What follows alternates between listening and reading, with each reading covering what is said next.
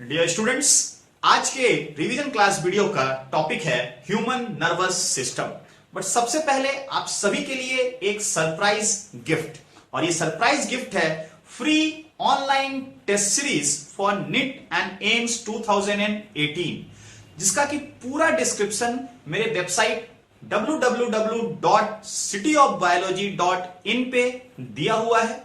आप वेबसाइट पर जाएं और इसे चेक करें, आपको ये गिफ्ट बहुत ही अच्छा लगेगा। ये टेस्ट सीरीज 100% फ्री है, आपको बस वेबसाइट पर जाना है और फ्री रजिस्ट्रेशन कर लेना है। So student, without wasting time, let's start the today's class. मैं हूं डॉक्टर राज सिंह और आप देख रहे हैं सिटी ऑफ बायोलॉजी।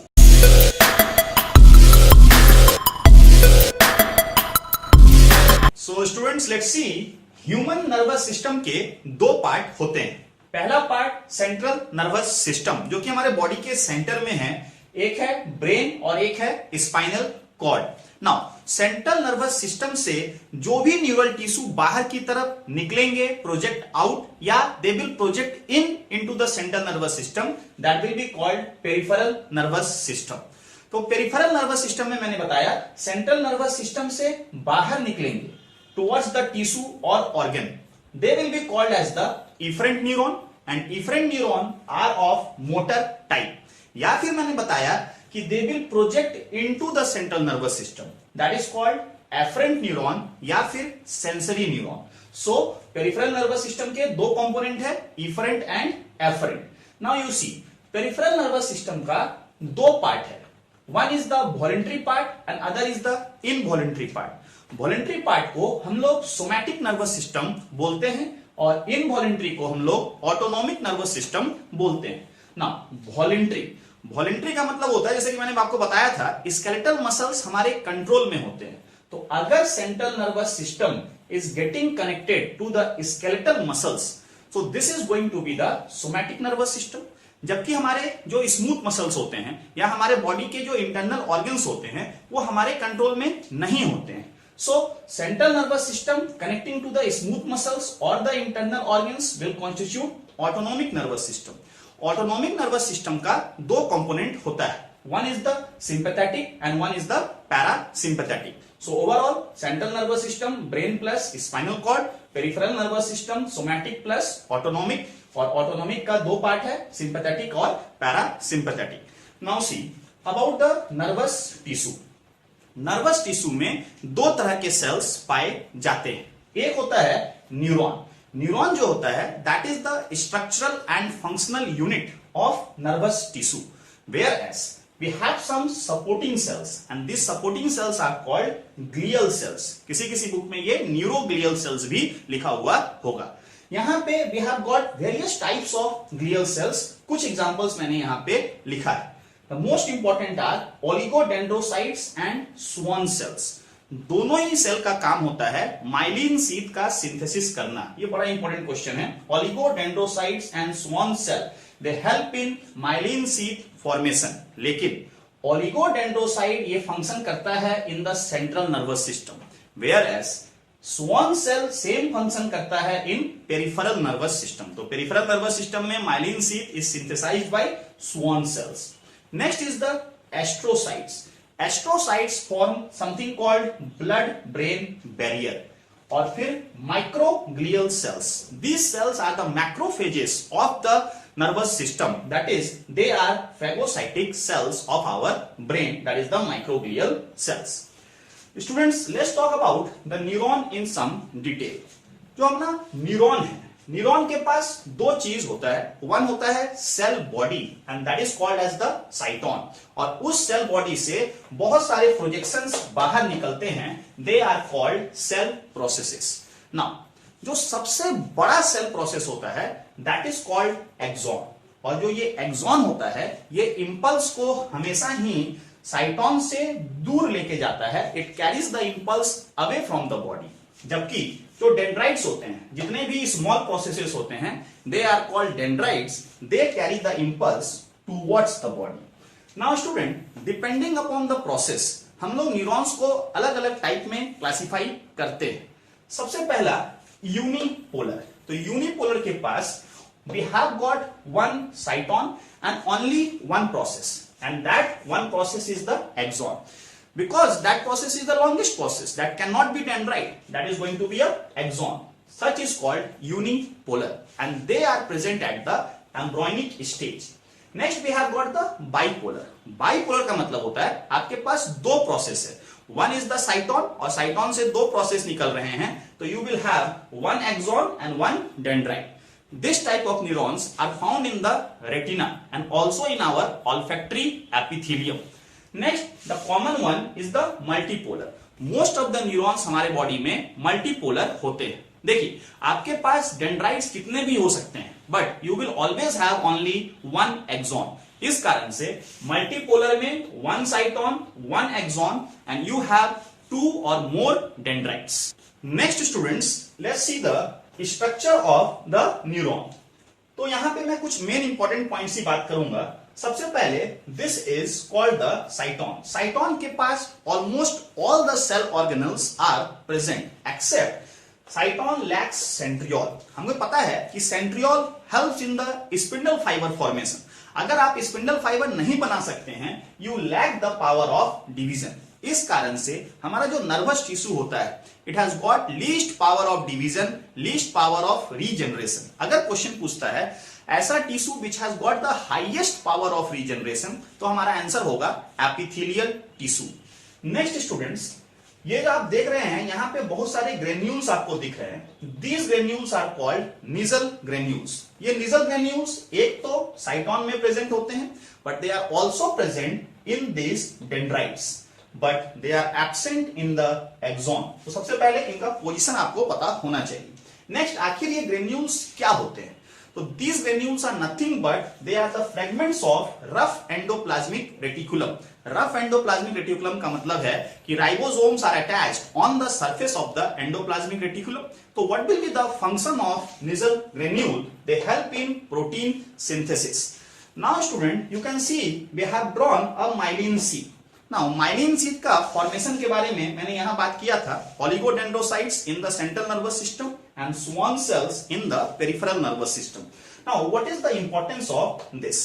अगर myelin sheath आप पे present है, you are called myelinated, and if that is not present, you are called non-myelinated. The important thing here student is myelin sheath is made up of phospholipid. मतलब आप lipid के बने हुए हैं. अगर आप प्रेजेंट रहेंगे, you are going to give a shiny nature. Lipid बहुत चिकना होता है, तो that is going to give a shiny nature जो कि सिल्वरिश व्हाइट होता है. तो ऐसा कोई भी पार्ट जहां पे माइलिनेटेड न्यूरॉन्स होते हैं, दे कॉन्स्टिट्यूट व्हाइट मैटर. और अगर नॉन माइलिनेटेड है, तो you are going to constitute grey matter. तो सिल्वरी व्हाइट क्या होता है? Myelin sheath, that is going to form white matter. Next, myelin sheath हर पॉइंट पे नहीं होता है. सम पॉइंट्स माइलिनेटेड में ऐसे होते हैं जहां पे कि माइलिन शीथ मिसिंग होता है. That points are called node of Ranvier. Now what is the importance of this node of Ranvier?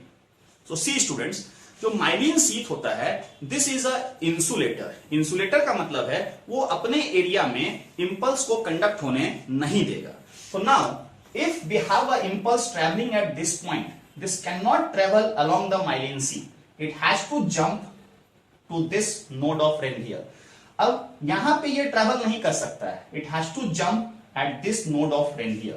तो हमारा जो impulse ट्रेवल करता है, that jumps from one node of Ranvier to other node of Ranvier.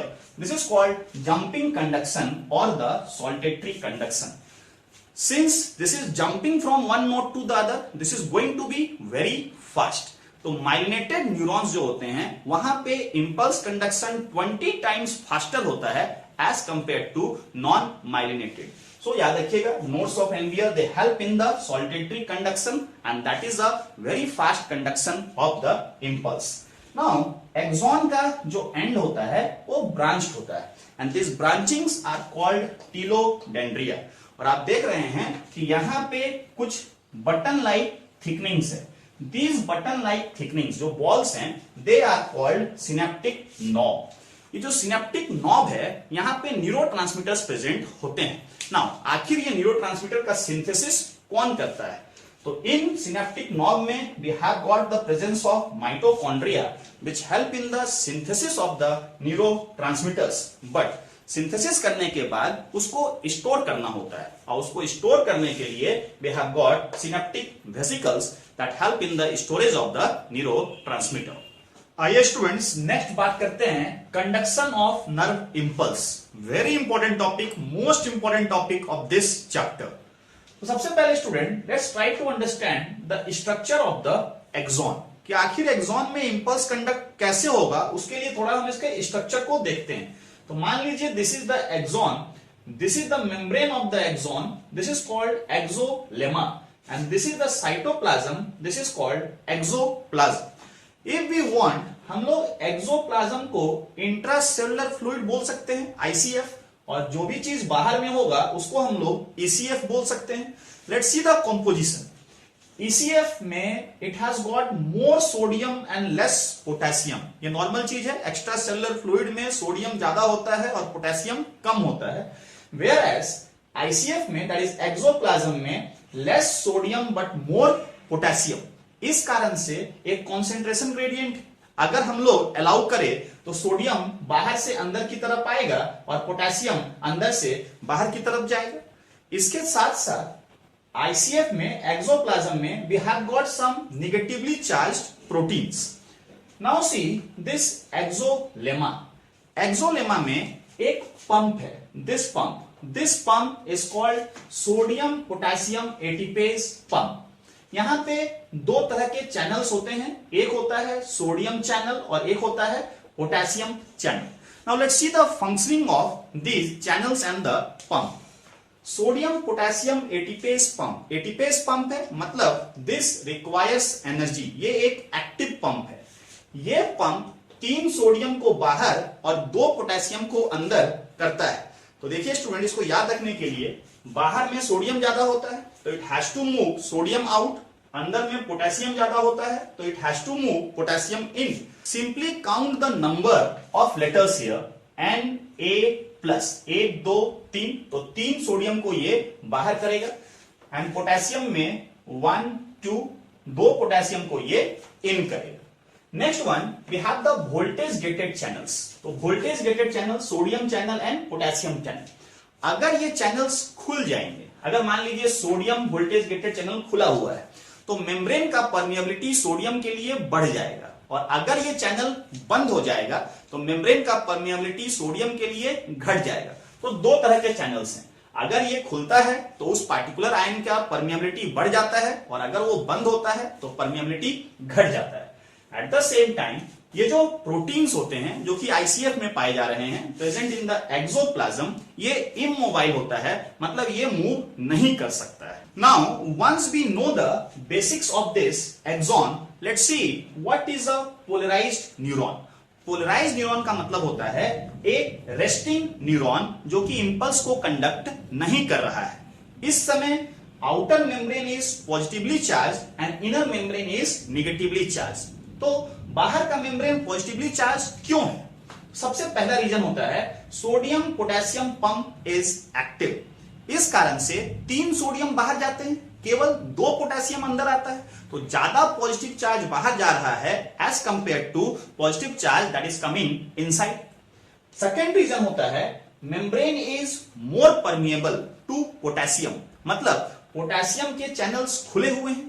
Potassium high concentration में अंदर में होता है, तो it will move from inside to outside along the concentration gradient, तो ज्यादा पॉजिटिव चार्ज फिर से अंदर से बाहर जा रहा है। और तीसरा रीजन होता है ये जो निगेटिवली चार्ज प्रोटीन्स होते हैं, ये निगेटिव होते हैं और ये इमोबाइल होते हैं, they are present on the inner side. इस कारण से inner membrane is going to be negative. Due to all these factors, इस मेम्ब्रेन के अक्रॉस एक पोटेंशियल जनरेट होता है, that is called RMP, resting membrane potential, which is equal to -70 millivolt. अब student, this neuron has to get excited and conduct a impulse. Excitability and conductivity is the property of the neuron or the nervous tissue. So, जैसे ही आप इसे excite करेंगे, excite करने के लिए you have to give a stimulus. Stimulus का एक minimum value होता है and that is called threshold stimulus. या तो आपको मिनिमम वैल्यू देना पड़ेगा या उससे ज्यादा देना पड़ेगा। अगर आप उससे कम दीजिएगा तो न्यूरॉन एक्साइट नहीं होगा। जैसे ही ये न्यूरॉन एक्साइट होता है, I call this depolarised. Polarised में बाहर में पॉजिटिव था, डीपोलराइज्ड में बाहर में नेगेटिव और अंदर में पॉजिटिव। आखिर ये क्यों हुआ? As we give the stimulus, sodium potassium pump becomes inactive and this membrane becomes more permeable for sodium and permeability for potassium decreases। मतलब सोडियम के चैनल्स खुल जाते हैं और पोटेशियम का चैनल बंद हो जाता है। अब सोडियम ज्यादा होता है बाहर में, तो sodium will move from outside to inside. इसके कारण से inner membrane will become positive and outer membrane will become negative. Now a action potential is generated, और ये कितना होता है? तो this can be up to maximum plus 45 millivolt. आप किताब में देखेंगे प्लस 32 प्लस 45 मिली वोल्ट दिया रहेगा। पहले inside was -70, now the inside has become plus 45 in comparison to the outside. Now the membrane has got excited and it will conduct the impulse। अगर आप चाहते हैं कि ये न्यूरॉन फिर से एक नया इंपल्स को कंडक्ट करे, फिर से उस पे एक नया स्टिमुलस काम करे, तो इसके लिए जरूरी है कि मेम्ब्रेन फिर से रीपोलराइज हो। मतलब ड्यूरिंग दिस फेज एक नया स्टिमुलस न्यूरॉन के ऊपर काम नहीं कर सकता है। So we have a next phase called the repolarisation. Repolarisation का मतलब है फिर से बाहर में पॉजिटिव और अंदर में नेगेटिव। नाउ ये क्यों होता है? This is due to membrane again becomes more permeable for potassium and less permeable for sodium। तो पोटेशियम किधर से किधर मूव करेगा? Potassium will move from inside to outside। तो बाहर में पॉजिटिव चार्ज जा रहा है, इस कारण से outside will become positive and inside will become negative। So repolarization is due to potassium moving from inside to outside। Depolarization is due to sodium moving from outside to inside। At last students, let's see कि आखिर ये impulse along the axon conduct कैसे होता है। अब देखिए, मान लीजिए this was a resting neuron जिसका कि बाहर में पॉजिटिव था और अंदर में नेगेटिव था। This is the point of stimulus. जिस पॉइंट पे आप स्टिमुलस दीजिएगा that area is going to get depolarised. मतलब यहां पे बाहर में क्या हो जाएगा? बाहर में हो जाएगा नेगेटिव चार्ज और अंदर में क्या हो जाएगा? Positive charge. So only this site of stimulus gets depolarise. ऐसा मत सोचिएगा कि आपने एक बार स्टिमुलस दिया और पूरा का पूरा न्यूरॉन डीपोलराइज हो गया। Only at the site of stimulus that is getting depolarised. Now this negative charge will be attracted by this positive charge and this positive charge will be attracted by this negative charge. तो अब फिर से ये area depolarise हो जाएगा। The same cycle will again get repeated। The same cycle will again get repeated और इस तरह से हमारा इंपल्स कंडक्ट होता हुआ आगे बढ़ जाएगा। Next students, let's see this polarisation concept in a graph. यहां भी क्वेश्चंस आ सकते हैं। तो आप देख रहे हैं कि हम लोग -70 से स्टार्ट किए थे। नाउ -70 यहां पे हमने एक स्टिमुलस दिया, उसके कारण से ये आगे बढ़ना शुरू हुआ टुवर्ड्स द पॉजिटिव साइड और ये मैक्सिमम पहुंचा up to 45। This wave is the wave of depolarisation. This depolarisation wave is due to sodium. Sodium किधर से किधर मूव किया था? Sodium from outside to inside. Now again it has to move back from +45 to -70। This is called repolarization and repolarization is due to potassium और potassium moves from the inside to outside। Next student, आप देख रहे हैं कि ये थोड़ा सा और नीचे आ गया है, मतलब ये -70 से भी नीचे चला गया है। This phase is called hyperpolarisation. Actually होता क्या है कि पोटेशियम चैनल्स थोड़े ज्यादा देर के लिए खुले रहते हैं एज कंपेयर टू सोडियम। तो ये हाइपर पोलराइजेशन भी पोटेशियम के कारण से होता है and the reason is potassium channels remain open for some extra time as compare to sodium. And last student, let's see the speed of the impulse. आखिर ये स्पीड ऑफ द इंपल्स ज्यादा कब होगा और कम कब होगा? तो थोड़ी देर पहले मैंने बताया था अबाउट द माइलिनेटेड न्यूरॉन्स, उसमें सॉल्टेटरी कंडक्शन होता है, impulse jumps from one node to the other, तो this is going to be very fast. Next one, अगर हमारा न्यूरॉन थिक है, थिक न्यूरॉन होगा तो क्रॉस सेक्शनल एरिया ज्यादा होगा, more is the cross sectional area less is the resistance, faster will be the impulse. और तीसरा, impulse flow is simply the conduction of the ions, ions ज्यादा fast flow करेंगे अगर उनका काइनेटिक एनर्जी ज्यादा होगा। If we have the warm blooded animal तो temperature is going to be high, उस कारण से impulse is going to travel faster in warm blooded animals. So student, this was a short revision of the nervous system. इस chapter में कुछ और भी parts हैं जिनको कि मैं अपने नेक्स्ट वीडियो में लेकर आऊंगा। तब तक पढ़ते रहिए, मुस्कुराते रहिए। Best of luck.